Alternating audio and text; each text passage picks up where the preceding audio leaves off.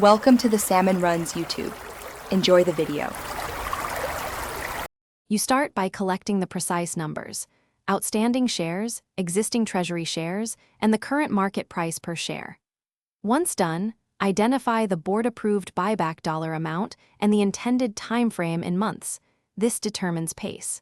Make sure to check available cash on the balance sheet and any debt covenants or regulatory limits that restrict repurchases. This early verification prevents wasted calculations and lets you compute target volumes and per-period limits with confidence.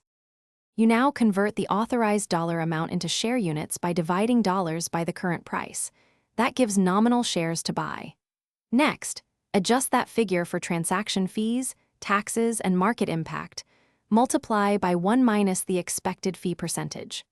Once adjusted, allocate purchases across the approved time frame. Divide adjusted shares by months or set tranches to follow liquidity and price signals. Also compute the post-buyback outstanding share count to measure expected EPS uplift.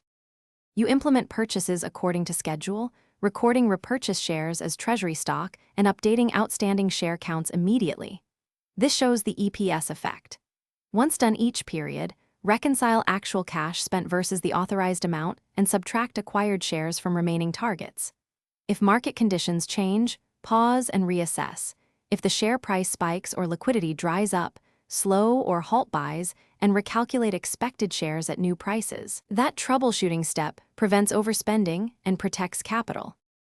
Thanks for watching. Consider subscribing if we helped you.